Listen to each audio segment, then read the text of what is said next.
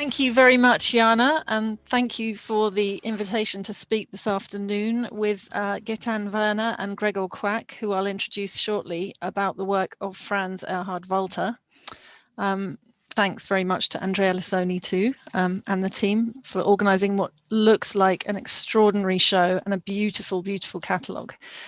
My name is Catherine Wood, and I'm a Senior Curator of International Art at Tate Modern in London.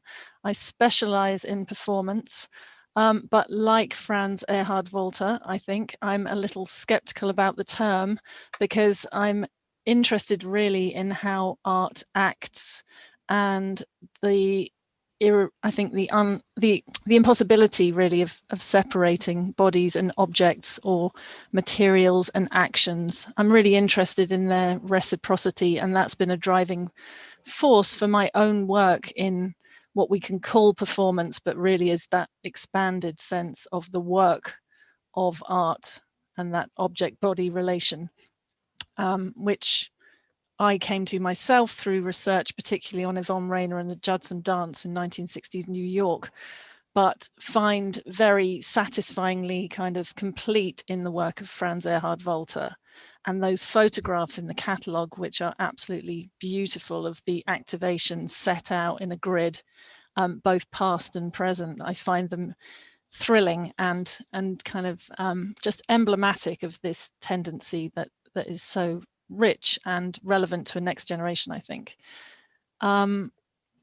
Right now, actually, I'm in the middle of installing a display of Gutai photographs and paintings, which are another really important historical precedent for this area, which are next door to a beautiful display of a Franz Erhard Walther stellwork from 1979 that we acquired in recent years and was curated by my colleague Tamsin Hong. And grapples with one of the issues I'd love us to talk about this afternoon, which is how to display this work, which depends on being activated. And Tamsin's made a lovely selection of photographs of Franz Erhard himself activating the work when he was here to install it, along with his own instructions.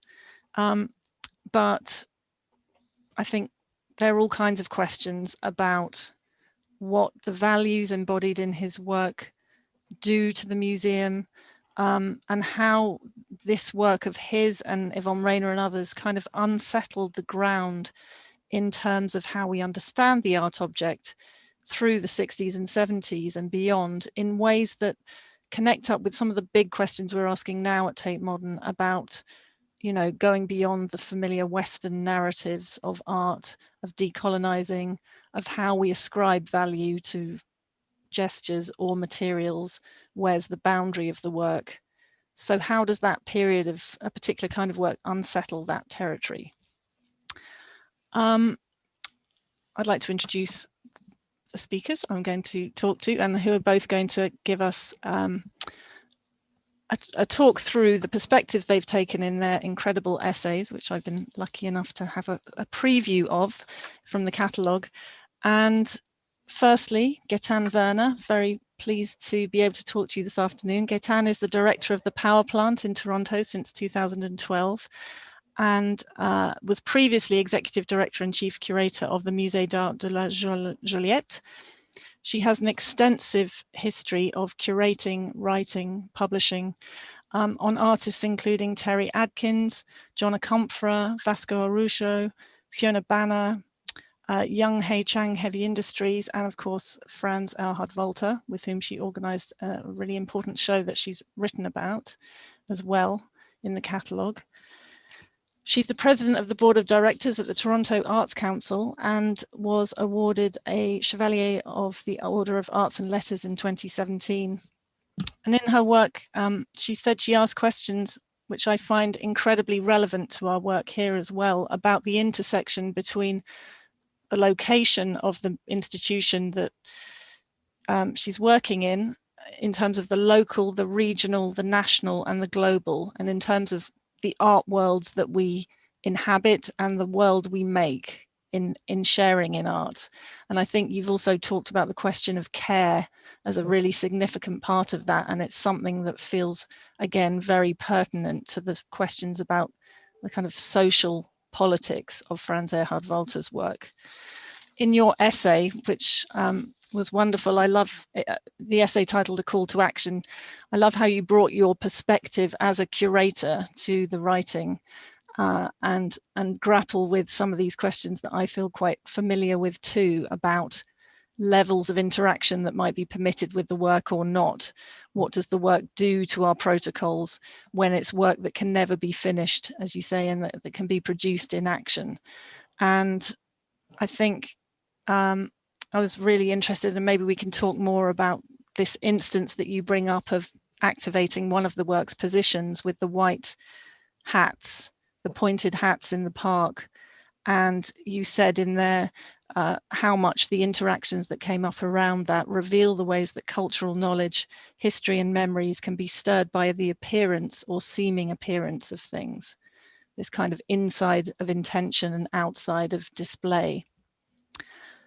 Also, you talk in your essay very powerfully, I think, about how Franz Erhard Walther provides a space of freedom not defined by art movements. And I believe you've got I heard you speaking in an interview about your own background and engagement with music. And one thing I'd also love to talk about with you is how disciplinary boundaries in visual art appeared to be fixed at one point in a narrative of modernism, and how inadequate the segregation of those boundaries between disciplines is feeling to be at this point. You know, this kind of art, theatre, music question. So we will go on to talk, but Gregor, I'd like to introduce you. Gregor Quack is an art historian and writer, also curator, who is currently writing his PhD at Yale with Pamela M. Lee on the subject that is in his catalogue essay about Franz Erhard Walther, The Social Fabric. He's previously written on many artists, including Oyvind Falmstrom, Paulo Nazareth, Walter Pichler, and as a curator, he organized various shows in the Cantor collection at Stanford University, including a show with Trevor Paglin. In his essay, The Social Fabric, Gregor traces the role that clothing can take in intervening in the network of interpersonal relations that structure our lives.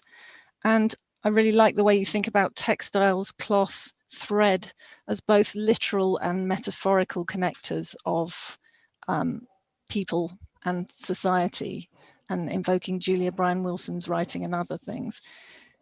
Gregor traces the evolution of Franz Erhard Walther's practice with roots in painting towards his time in the kind of relative openness of New York in the late 1960s, and unpacks the ways in which the formal can embody politics by staging balance, teamwork, collective responsibility, and again, those questions of participation and freedom.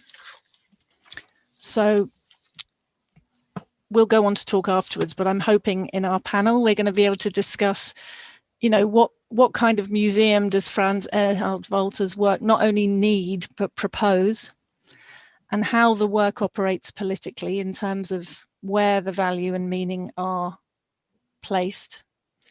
And it would be nice to go on, I think, to talk also a bit about how those lo-fi experiments of his are read by and kind of set the ground for a post-internet generation in terms of questions of networks, open source. You know, they're the most kind of physical, literal ways of connecting people with the cloth, but how do they play out in our imagination at this point in the digital age? Anyway, I will hand over first to Gregor, who will talk us through his ideas, and then Gaëtane, and then we'll have a conversation. Thank you. All right. Thank you so much, Catherine. Thank you, Gaëtane, for sharing this panel with me, and also thank you to Jana and to Franz Erhard Walther, to Susanna. So many people to thank. Very happy to be here, even if it's digitally. So I have a little presentation that I will try to share. Can you see the presentation? Okay. Yeah. So we've been asked to have to time myself so I don't go overboard.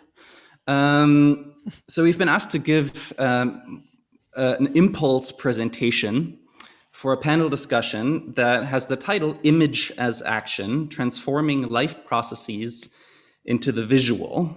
And so I heard that and I thought about it. And I will admit that sort of questions of the visual and the image or the picture were not really or haven't really been at the forefront of my thinking about Franz Walther. And so as my essay for the catalog that, Catherine, thank you, you summarized extremely well, thank you so much. As that might give away, my approach to Walther's work and works of art in general is to start with the work, but then maybe go to general history books, almost like maybe even before art history books. And so in the essay for the book, for the catalog, I try to explain why I think to understand Franz Walther's work, really we need to look at the social circumstances where many of the fundamental ideas that sort of shaped it were found. And this is, in this case, is Fulda. This is an image of Fulda after the war, very much destroyed. And so I start out this essay with it. It used to, the beginning used to be much longer, and then I shortened it, because to me this is sort of the primal scene. It's sort of a city destroyed by the war, and I think that this experience of a destroyed city, and thus through sort of Nazi totalitarianism, also a destroyed society, is in part important for what comes later, which is sort of a deep importance of the role of the fragmentary in Walther's work. And Gaëtane, the interview that you did with Franz Erhard at the end of your catalog for the power plant, that I think brings that out really nicely, this early experience of fragmentation. And so very early on, Walther works on pieces that he thinks that are not participatory in any way at this time, but that he thinks in his mind sort of need to be completed by a beholder in their mind mentally. And these cut pieces that were discovered after some years in sort of in a basement, I think. But the interesting thing is that these pieces that that need filling in, that need projection, they're never any kind of tabula rasa. They're never they never start out of nothing, but often actually they start with a clearing away of something else, with a making space.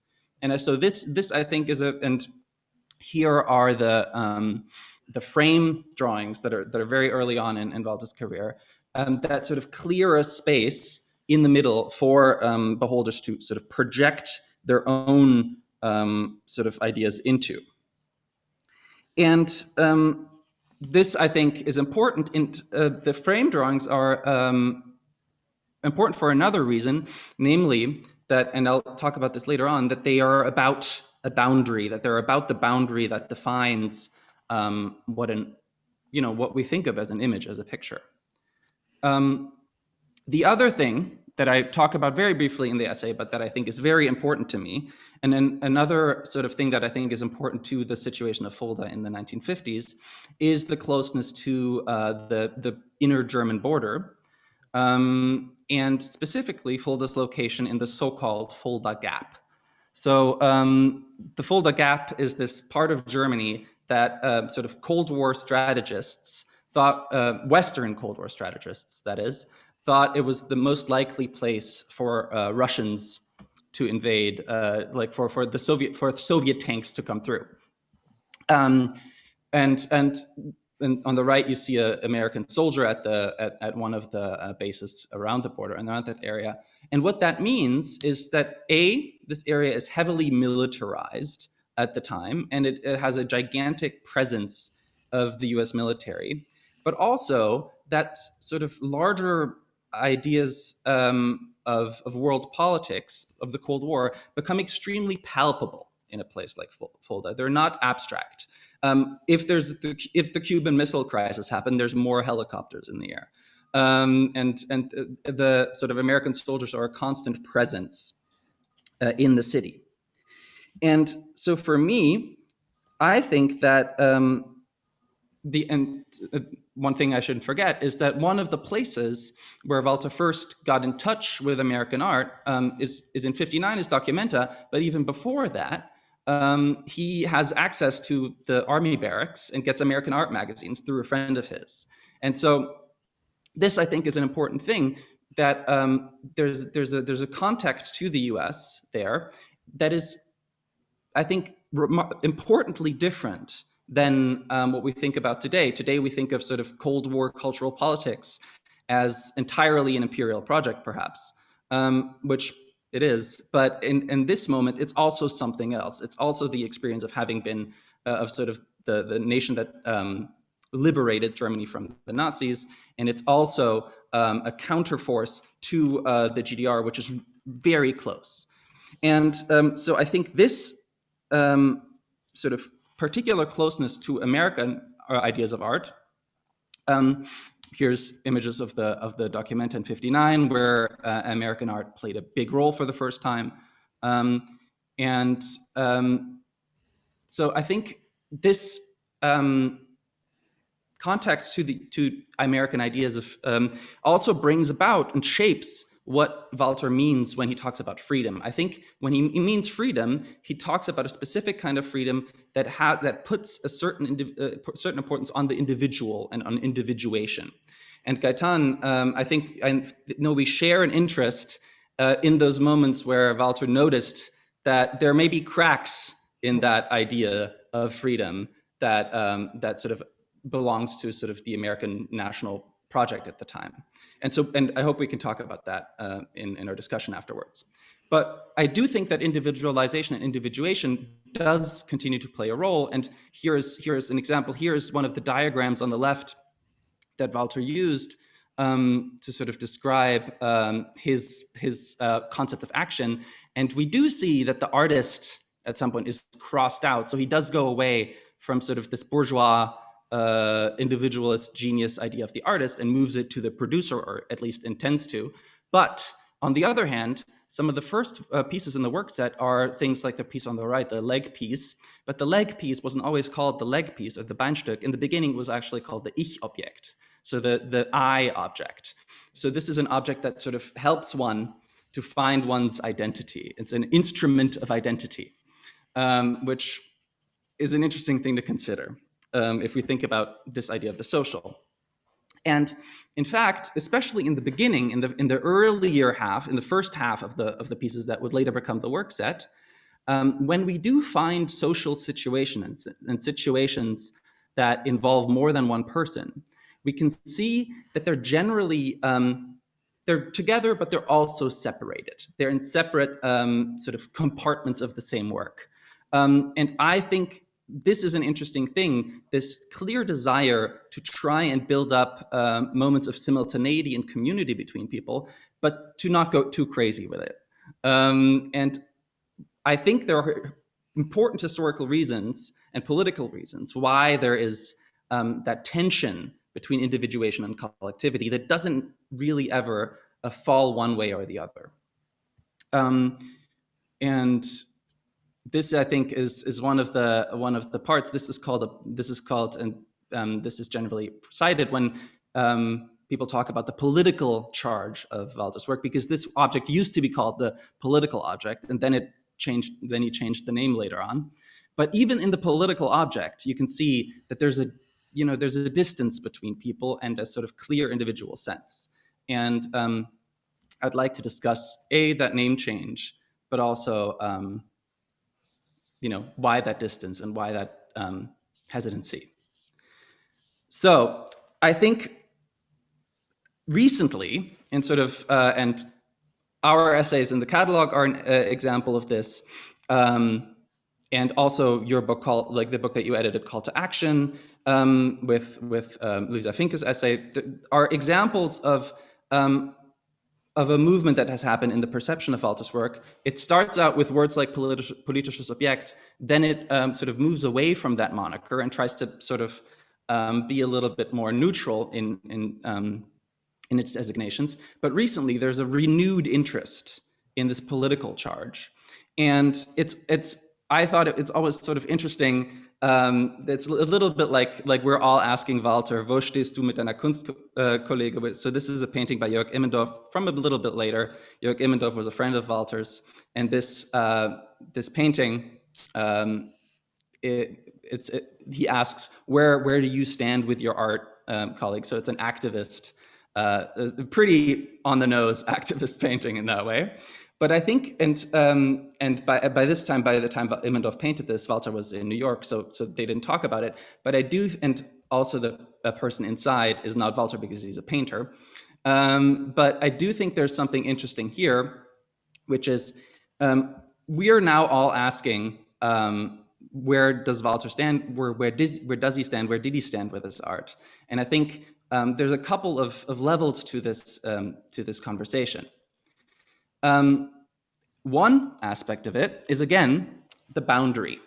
We see that the guy on the right is coming in from what seems to be I guess the reality, the political reality of the street, into the he barges into the studio where the artist is working, and he has sort of names of art movements on the wall.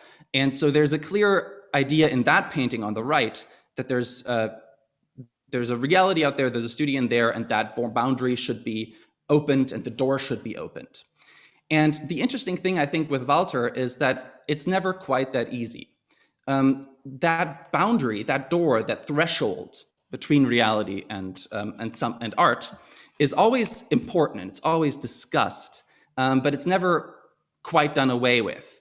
And I think this starts on the left with one of the sort of pivotal exhibitions in Walther's career, which is the Neue Impulse Fulda in '64, which sort of in Fulda caused this big stir because people were so sort of infuriated by it.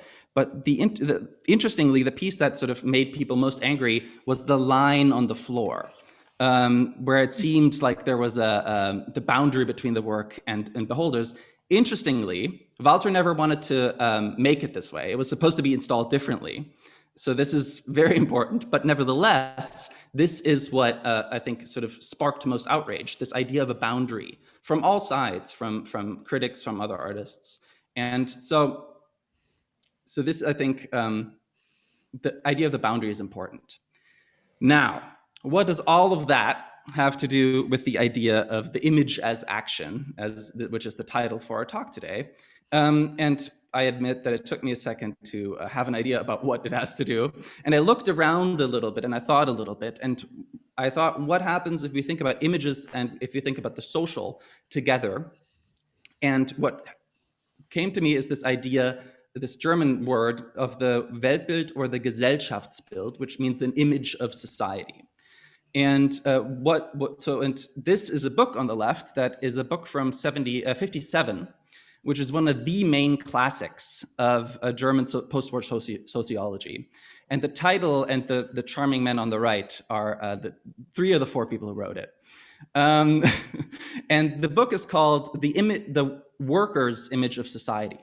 And so what they did is they went to a steel factory and asked workers about their image of society and how they thought about society. And this, to me, is interesting for three reasons, this book. This is a sociological book, so why am I interested in this? The first one is, I think at the time, and with Walther and with people around him, the comparison between artistic processes and regular everyday work processes is very important. It's very central. What's the difference if we make a simple object, a simple act? What is the difference if we do it as a dancer or as a worker? Is there a difference? Should there be a difference? This comes into play with Judson as well. So that's the first thing. The second thing is that one of the main issues this book discusses is the idea of Mitbestimmung, or participation. This at the time is a political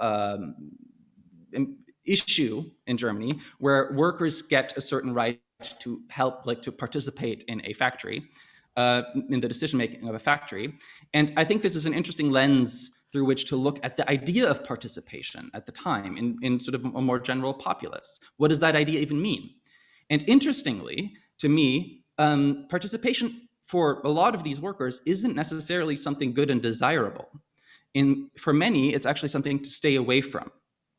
Specifically for the communists, because they thought it was sort of a salve for real revolutionary fervor. They thought it would just dampen actual political potential.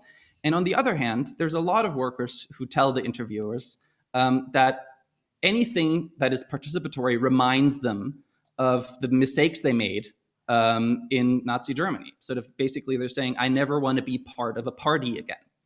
And so there's a real resistance to things like participation that needs to be sussed out, and that makes it a little bit more complicated in Germany than in many other places around the world at the time.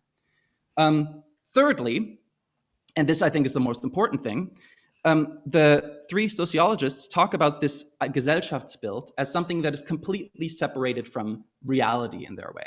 For workers, they say, sort of no matter what their actual experience is, have this image, and their experience doesn't really change it. So the world image and sort of their experience are completely separated.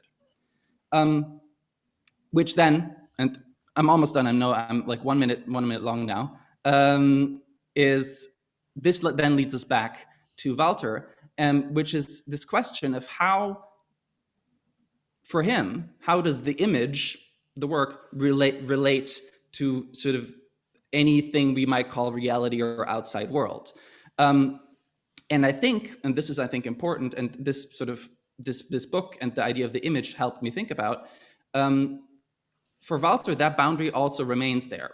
There are sort of works in the 50s where he takes elements from the reality of print circulation, brings them into painting, but makes them illegible. There's a clear, they're not magazines anymore in these pieces. And so what I'm thinking, and what this sort of idea brings me to think about, is if we have these diagrams, this is on the left, this is from the first presentation in Düsseldorf of his work, and on the right, this is an image, this is a diagram of his idea of the Handlung. So we have senders and receivers, we have artists, we have producers. And there isn't an audience in here because the audience is supposed to become a producer. But I do think that it's interesting to think about, is there something else? Is there a reality that exists outside the work? And if so, how does the work and the Handlung that creates the work relate to that? Is there any connection at all? And if so, most importantly, how does that connection look? Is it a direct one? Is it a tenuous one? And I hope we can discuss that a little bit in our discussion. And I have more to say, but I'll stop for now. And we'll try to stop my, yes, okay. Sorry, I know I went a bit Fantastic. over. I have more to say. Brilliant. We will talk more. Thank you so much. Gaëtane. So thank you to the organizers, to the curator of the exhibition, Jana Beumann, to Susanna Walther, to Franz Erhard Walther, and the team at the Haus der Kunst for inviting me to take part in this panel and contribute to this discussion of the works of Franz Erhard Walther. I've long thought of the title that I might give to my short intervention, and at this moment in time, I felt it best to use the time allotted to me to focus on what I believe is one of the central elements of Franz Erhard Walther's work, which has always rendered his work singular, transformational, and universal, not only in its structure and composition, but in his intrinsic thought and conception. So I decided to use a title that, ever since we started working together, has really crystallized for me what Franz's work is about, a call to action. And the title, this was the title of the exhibition we presented in 2015 in Toronto. And though the title had been chosen and now predates our conversation, today it still resonates and symbolizes for me the essence of Walther's work and in his position in life. So what does it mean to change the landscape? What does it mean to take action, to make a change, to actively change the world in which one lives in? Since his early beginning and through his continuous research, it is exactly what his work has aimed to do. This type of very general position can easily be associated with many activists, political actors. And I would say that in its early understanding of Walther's work, I don't think many people would ever, categorize him as a political artist. But can it be associated to work of an artist who uses sculpture, the human body, and its surrounding environment in order to constantly challenge our notion of art as a continuous evolving act of being alive? What has been my perspective into this work is the fact that as the artist chooses to make the examination of the relationship between space, object, and the actions of the human body, interested as he was in all bodies as material form, he never strays away from yearning to expose and challenge the notion of freedom as a sense of self-determination embedded within his work. Um, I would say that in his work since the 1950s, the artist develops and explores the radical idea, the potential of spectators to consider their bodies as a means to activate sculpture and disrupt the space of the landscape in which it is embedded. So, when one thinks of the relationship between the viewer within a museum, within an exhibition space, may it be a gallery, there's always, and early on, before this notion of participatory art, Franz was already engaged in this notion of embedding the spectator at the center of its art practice. And I would argue that since his early works, his word builder, the word pictures, words on a page for which the artist asks us to use our individual imagination to complete the works. So just like the visitor's movement in the exhibition space, the works are constantly changing, evolving, and embedded within each of our individual imagination. And as our world and its social political issues arise, the works becomes a metaphor for constant and perpetual engagement in society. And by doing so, the exhibition space becomes a space for political action.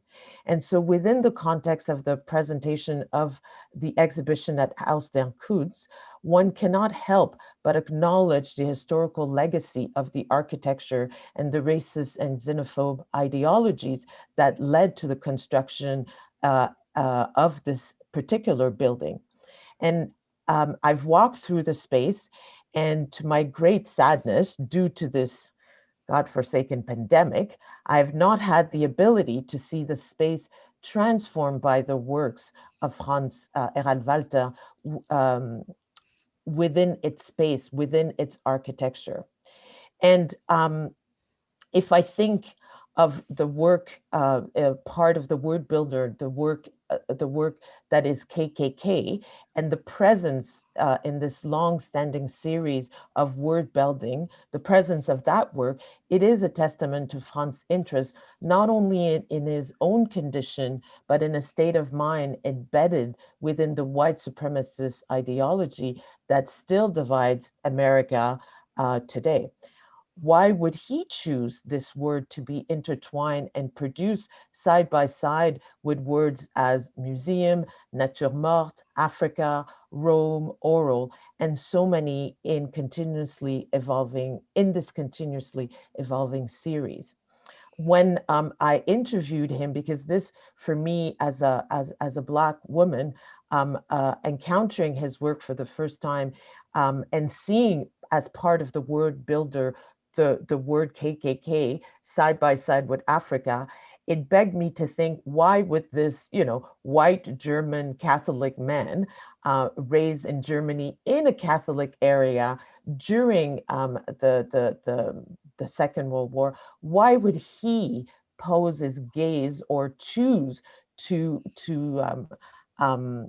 use the word KKK as part of his word builder at a time where this type of let's say activist position, or even referring to the Ku Klux Klan, was not, you know, at the forefront of what an artist such as him would be called to do. And it's very interesting, and it follows what Gregory was talking, is that because of the geographical position of Fulda and what Franz had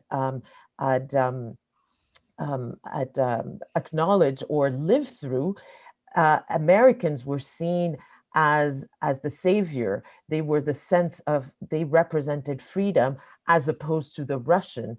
And the Germans were, in that region, very afraid of what the Russians would do to them. And we're all hoping that it's the Americans that would set them free. So for me to think of Franz in that situation, to choose KKK to be part of the series of World Builder, made me really more and more interested in digging deeply into this concept. So, which means that the words KKK associated with my own position as a Black woman, you know, call me to think of this word in a very different way than someone else would read those words. So I would like to say that, you know, everyone that I've talked to and who has been in the space of Haus der Kunst, so I'm coming back to the present installation, has commented on how his work superimposed on the architecture, in the sense, kills the building, imposes its forms and colors, and forces us to activate the space through the actions of present-day bodies, as a testament against the ideologies that had been at the origin of this specific space, and so many, not only in Germany, but in the rest of the world. If we think of many, architectures and the notion of the empire self-imposed in colonialist ideologies and architecture throughout the world. So the works of Franz Erhard Walther's, these brightly colored textile objects are the results of Walther's exploration, a sort of laboratory of forms that the artist has been collecting and producing. The sculptures materialize through measured action laid out for viewers to enact according to the artist's instructions, unfolding them, standing on them, lying down inside of them, and pulling them around as over one's body. With this approach, Walther's sculptures transcend their physical and formal qualities to position the viewer's bodies and the space and time of their act as material form. Within the exhibition, it thus becomes the role of the institution, the museum, to engage with the artist's work. Throughout the duration of the exhibition, visitors are invited to activate various pieces at a time, reminding audiences that the work is meant to be experienced physically through active and attentive participation. The ground rules are set, but there is a constant element of freedom in the work. The artist does not dictate the duration.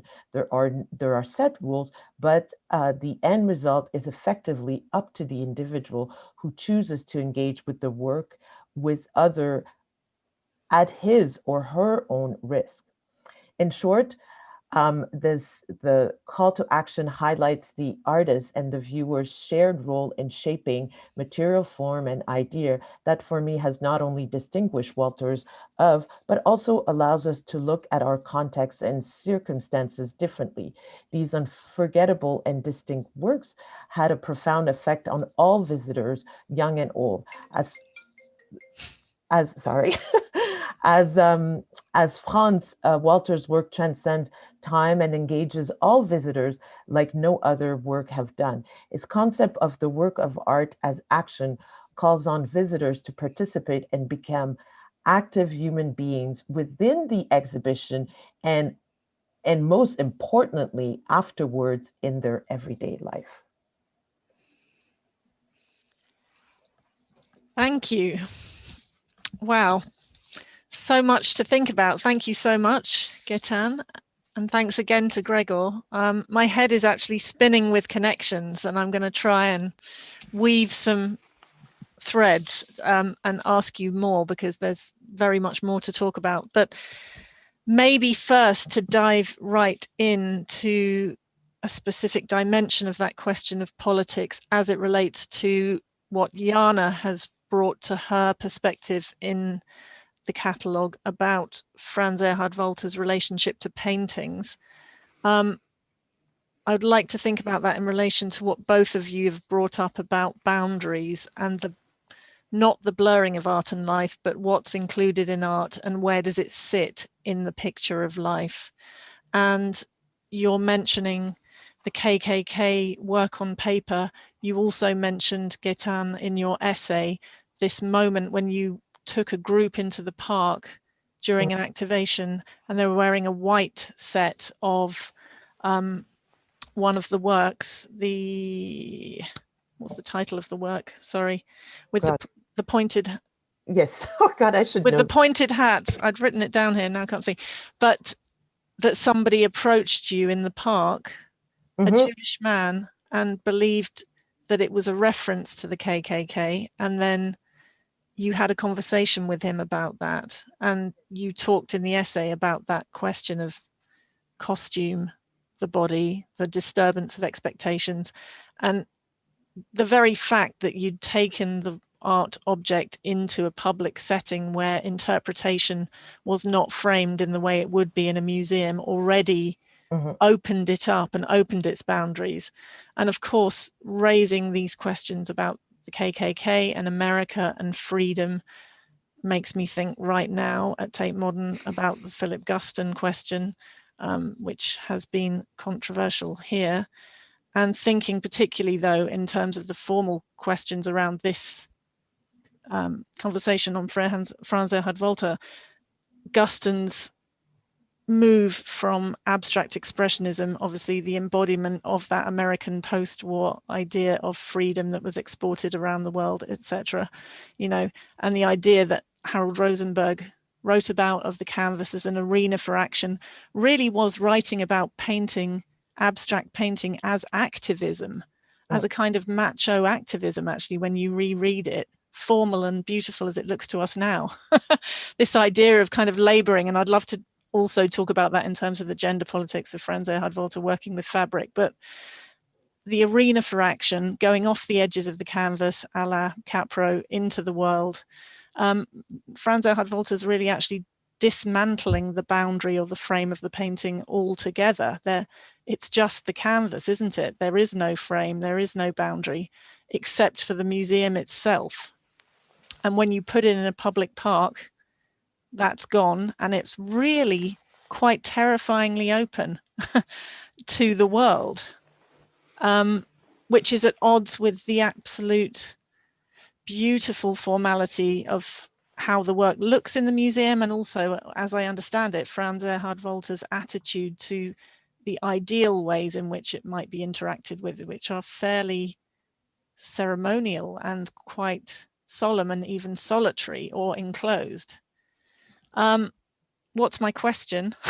I guess, Gaëtane, I wondered if you could say something more, first of all, about, firstly, that experience in the park, or that desire, I guess, to take it out of the museum, but maybe as a way to going back into what social space or what museum does this work need? Yes, I mean, I think that, from my first encounter to the work, and also from actually visiting, Franz in Fulda, and seeing where most of his work is conceived within, the valleys and the slopes of Fulda, and so for me, the work should, and in our choice of exhibition, we also activated works outside of the gallery, because let's not kid ourselves, though we're all engaged in this notion that, we want people to come to museum, it is still for the majority of people a very foreign space, and especially a non-collecting Kunsthalle model museum is still a barrier to many people who don't really understand what we do, right? So because of the nature of the work, it was really and our ability at the power plant to be, you open the door and you're in the public realm directly with passersby during the summer and boats and a lot of activity. We purposely, did some activation outside of the gallery space. And because for me, the relationship with the word builder and that specific work set, first Versat work with those pointed hats had always mesmerized me.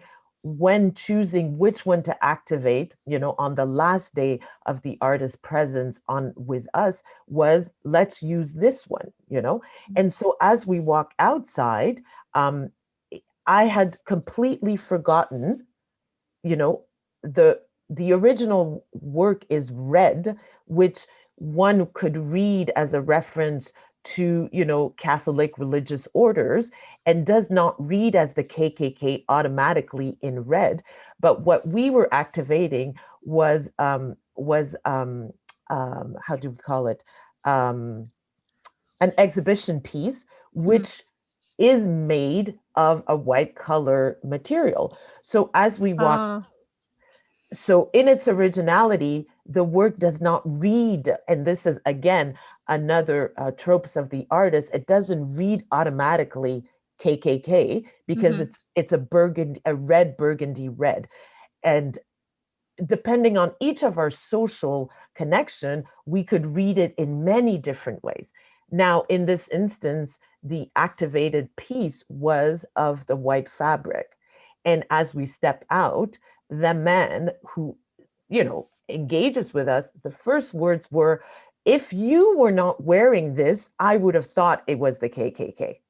But the moment he saw the pointed hat, for his own reference being a Jewish man, he automatically thought of the KKK. But as we approach, inside of the public, he saw my, complexion and automatically came to us.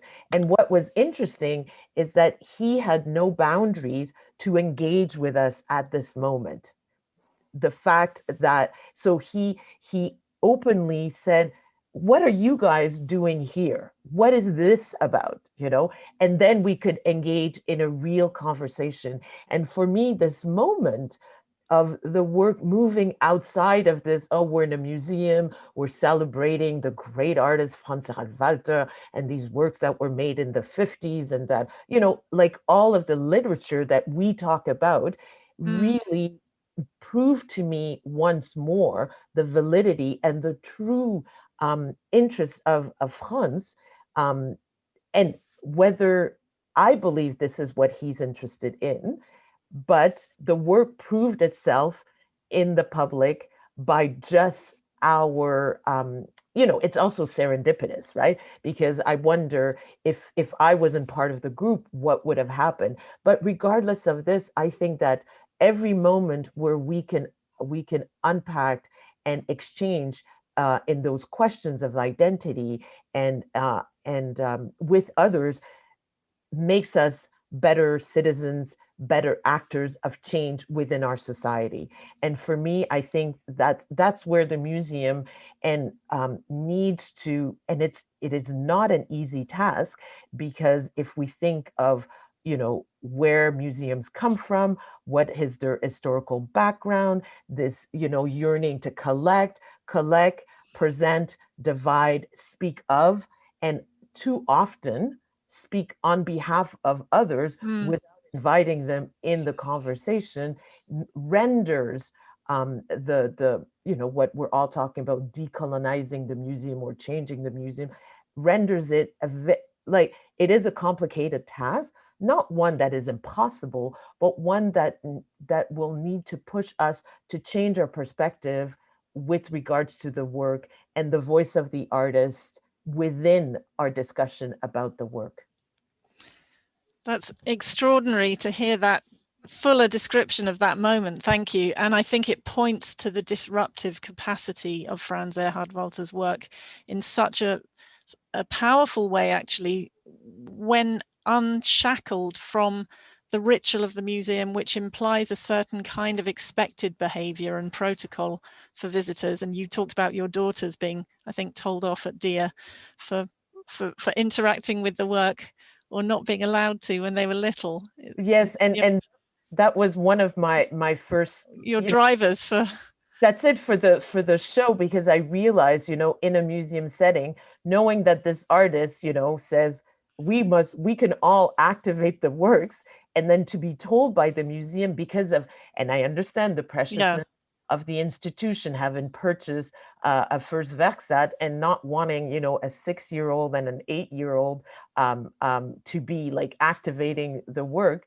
And interestingly enough, this was the catalyst of our conversation between Franz and I, him saying, we will correct this and we will activate the work with children and adults. Well, exactly. And that's why I asked the question about what's the museum that his work needs or proposes, because similarly at Tate Modern, we've had all kinds of questions about authenticity.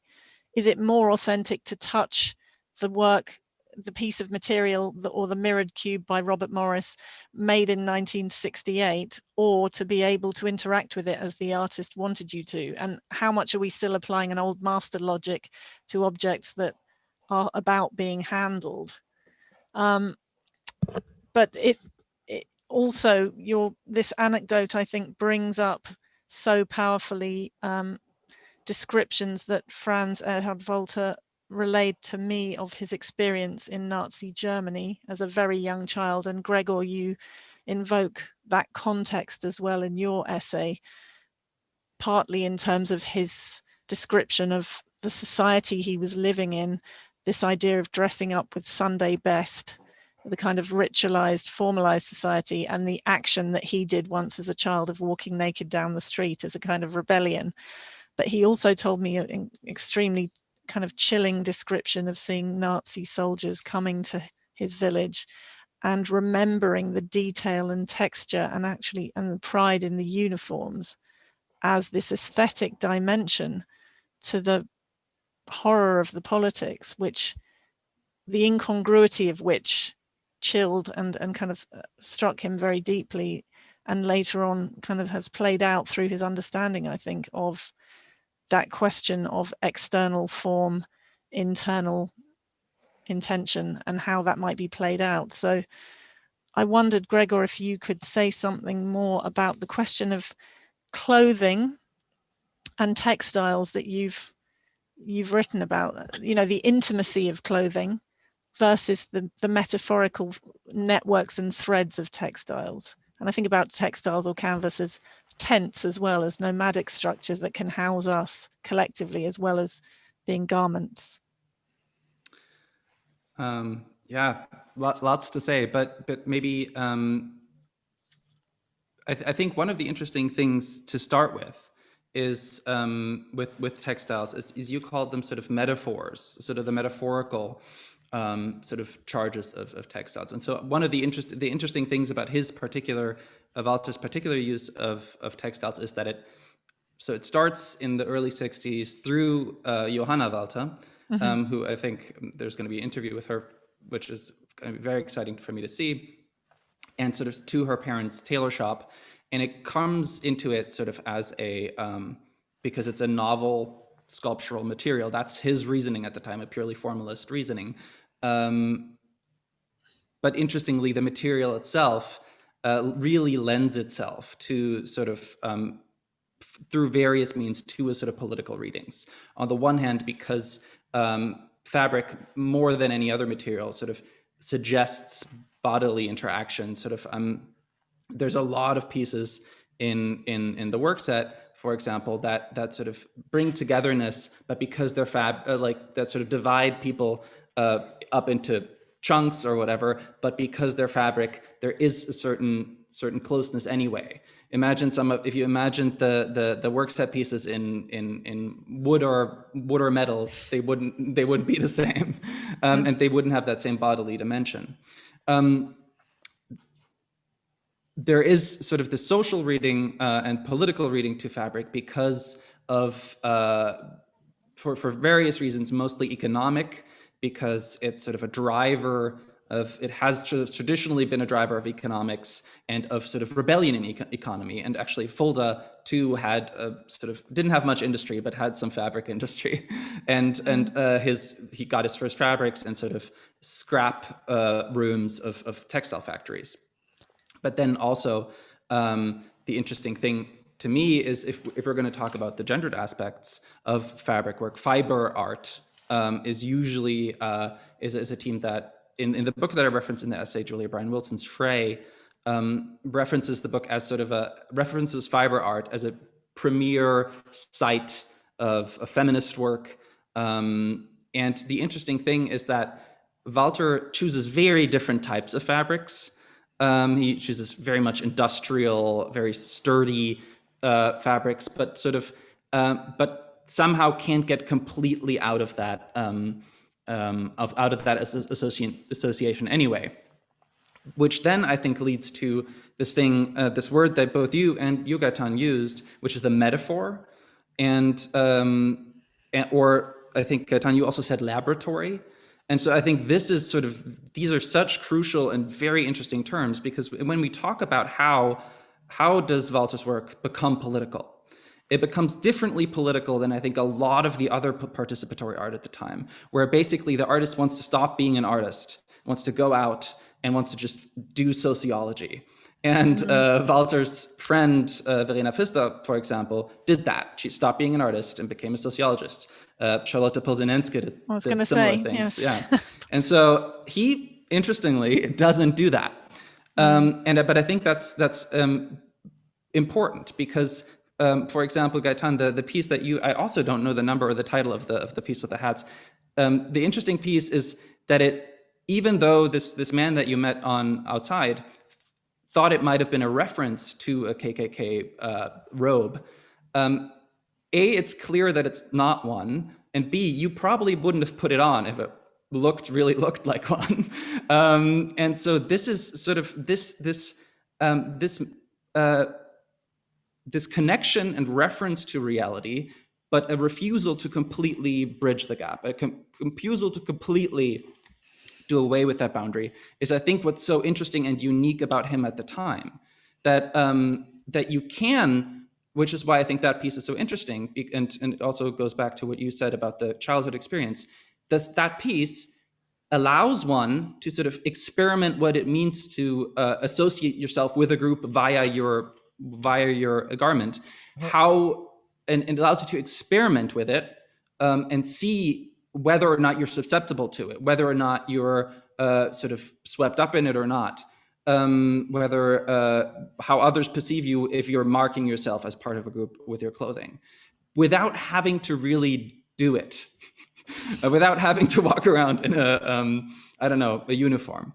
And I think that is, on the one hand, that insistence on sort of staying in the art world in some way it can be frustrating, because it sounds like it doesn't go far enough in some way, but it's also, I think, important, and especially important for him at the time, given these various experiences, that it stays in this laboratory way.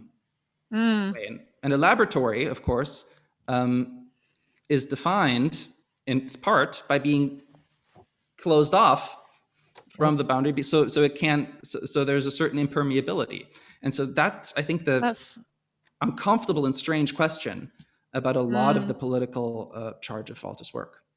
I think that's a really interesting point, and crystallizes what I was trying to get to with Gaëtane's idea to move the work out of the gallery into the park, is how much does the work retain this integrity and strength, which it has aesthetically, these flat, very strong, specific colors and shapes.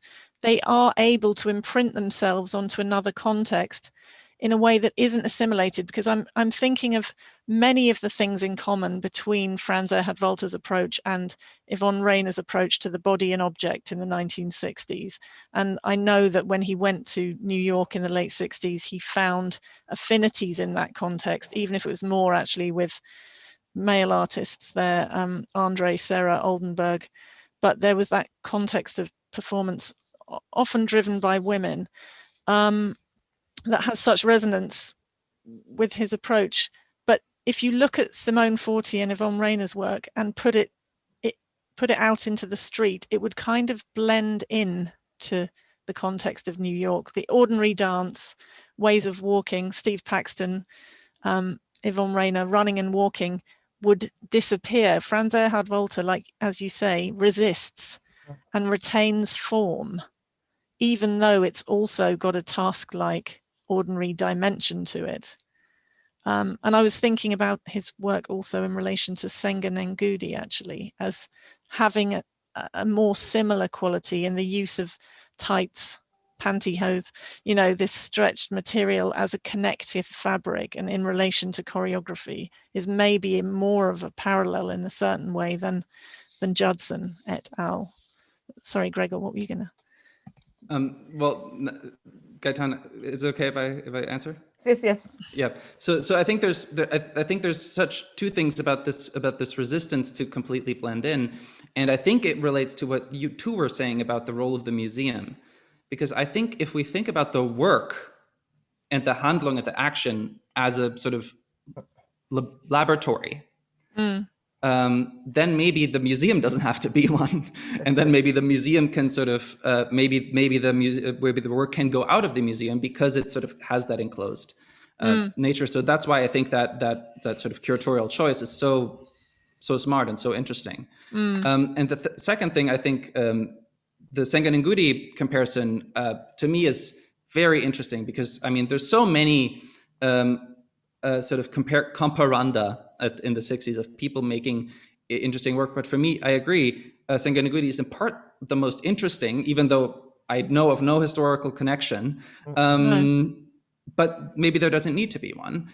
But I think the interesting thing is what we do with that comparison, because I think apart from having to say there are similarities, you know, there's textiles that are stretched, that are activated.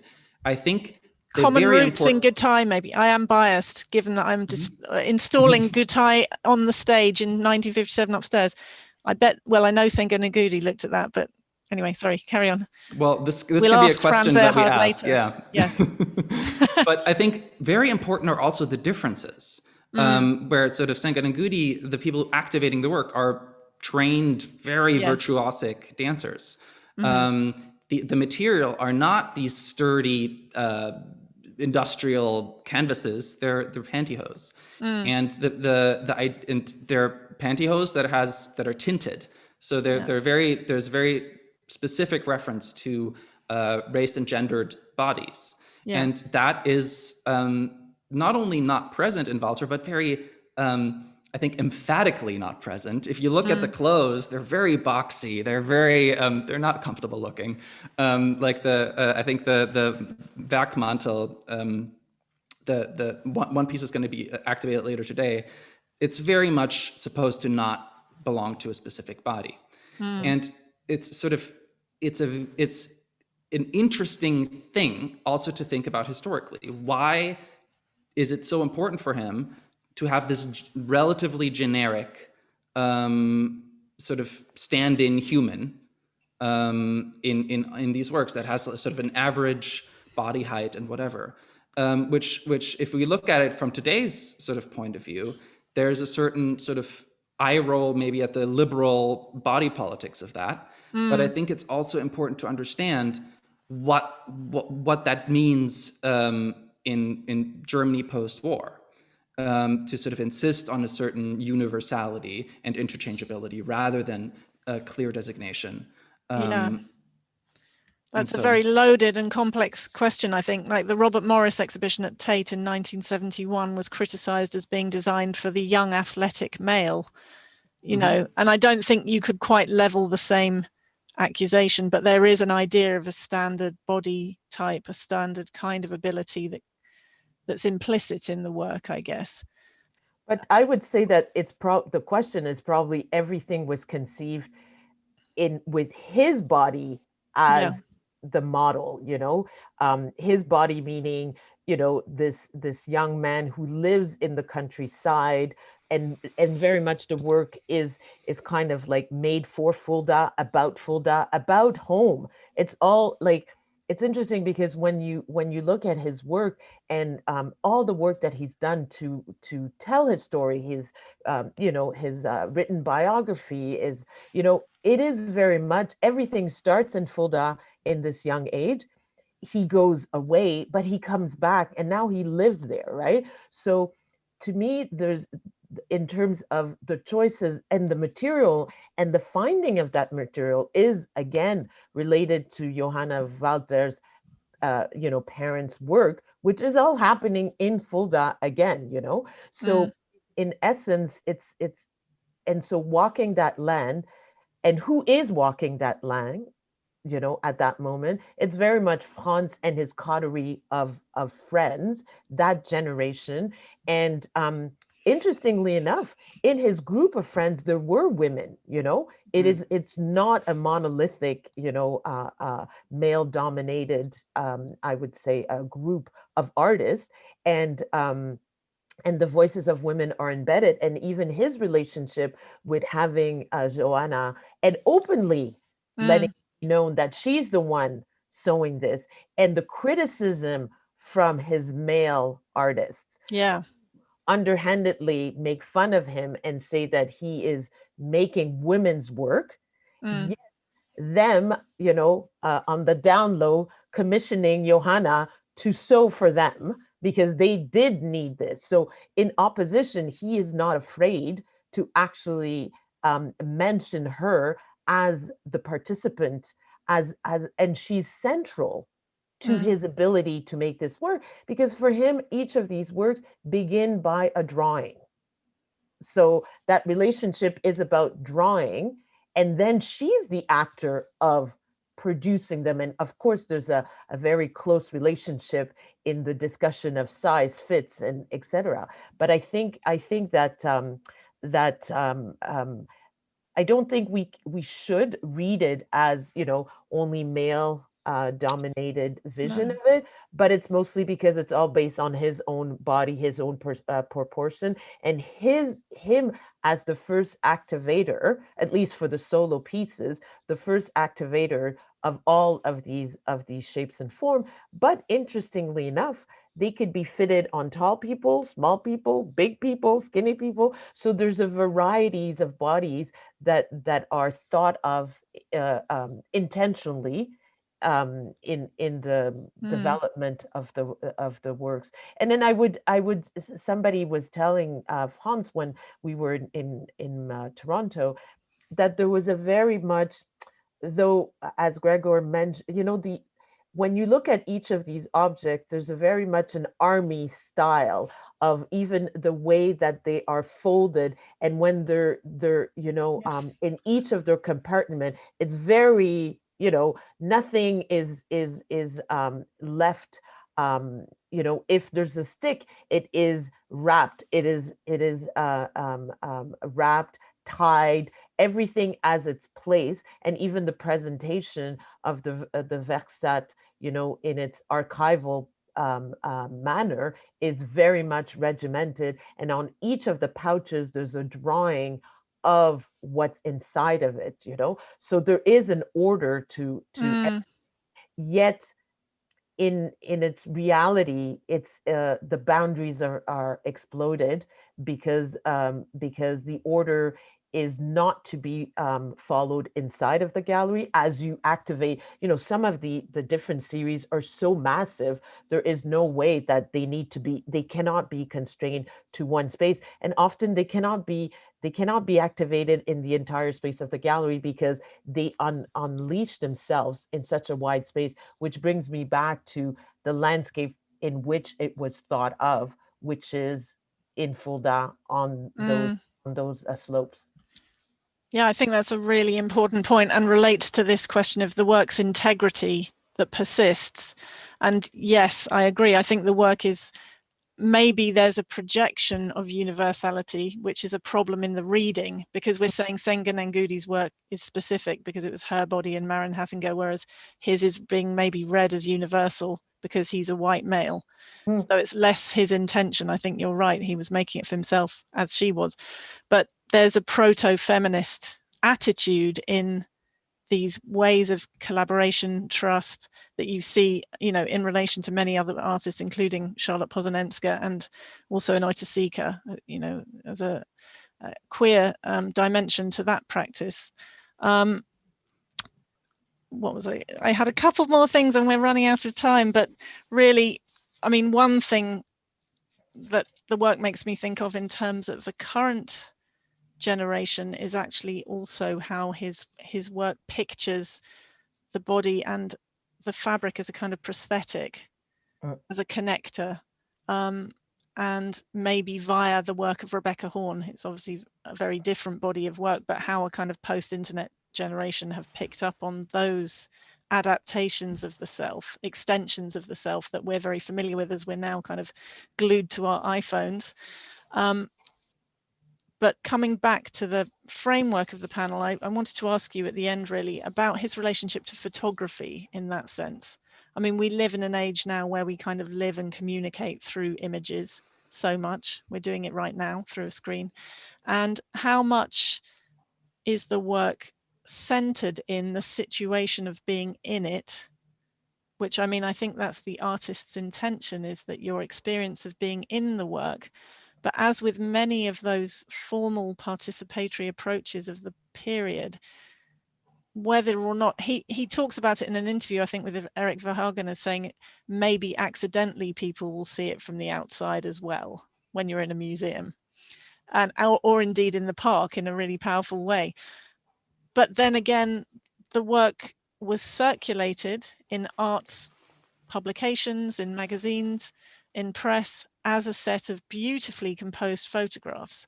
So the image of the outside of not being in it is also fundamental to our understanding and to how it's played out. I think you can't separate image and object in that sense, whether captured as a photo or seen. He does, I would say that one of the things he does say about photography is that photography is just, as an instant. It's the duration of your interaction with the work is really an instant click of the photography. But from his own perspective, and if you think of the work starting as a drawing, he always said that drawing is the only way to fully capture, the physical engagement with the work, because actually once you activate the work, it cannot be reproduced, because we're each individuals activating the work within our bodies, within our frame of mind at that moment. And I think that photography for him is just an illustration of different moments, but that and maybe that is the beauty of the work. There is an element that you will only ever capture and fully engage with his sculptural works if you activate them. Because if not, you're just looking at something and you cannot really fully understand what it means to be, walking as a row of 5 people tied together because of this artwork. You could imagine it from the image, but your physical memory, bodily memory of activating the work is for him the ultimate work of art, and anything else is an illustration, which is a pale comparison to the original, how the work originates itself through his own drawing as the first space of this creation. I don't know, Gregor, if you read it this we're back to the inside outside question that Gregor raises. I see it. I agree that that's sort of his stance. I see it differently, and I think there again, sort of the art historical sort of lens comes through. If you think about someone like Yvonne Rainer, for example, who we mentioned before, who insisted on sort of the individual moment of the performance, but then the work, like a work like Trio A, got filmed and got distributed, and that's how it gets famous. And then you really have to think about at some point, if your work is about people experiencing, if your work is about giving putting a lot more weight on the perception and the interaction with the work, then at some point it must matter that so many more people see it as an image exhibited in the work. But I think one of the interesting things that is happening right now, that is, I think, really in the sense of Walther and the foundation, because we've mentioned Johanna, we also have to mention Susanne, and sort of this is an interesting thing that there's so many people working with and around Franz, Erhard, Walther, which is always so nice how this work, which is about people experiencing being social, also in sort of a career building aspect, is sort of such a collective enterprise. But I think the interesting thing, the thing about the Tim Rautet photographs is that they're very beautiful, and they're always from the outside, usually sort of at an angle from above. And I think maybe that's the thing that's tricky about sort of about them, that they're, if they're the singular instant, as you said, Gaëtane. The interesting thing now is if you just Google a piece, there's now more and more images are coming. Yeah. And where I think with a lot of other sort of types of artwork, that's an annoying thing that sort of dilutes something. With this work, I think it's interesting. It's interesting to see more and more images of the same piece. I haven't yet seen anyone film an activation with someone like while they're doing it with their smartphone out or with a GoPro or whatever. And I don't think I don't think any curator is going to do that soon. It's going to happen.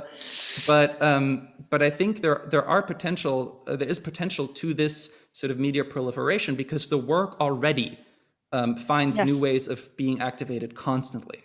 Absolutely. And so in some ways, it's particularly well suited to be mediatized and to be like reproduced, and not just in one way, but in several ways. Absolutely. Yeah. Thank you. I think we have to wrap up there, but that's a really perfect point to end, because I wanted to ask you both about this question of the post-digital, and you're pointing to the work's inherent kind of viral qualities, actually, as well as to its, if we're talking today about composing images out of action, you know, the balance between directorial authorship and democratic participation, which is a fine line. But thank you so much for a very, very rich conversation and presentations. Very much appreciated. And thank you, Jana, and everybody at Tate Haus der Kunst. Thanks.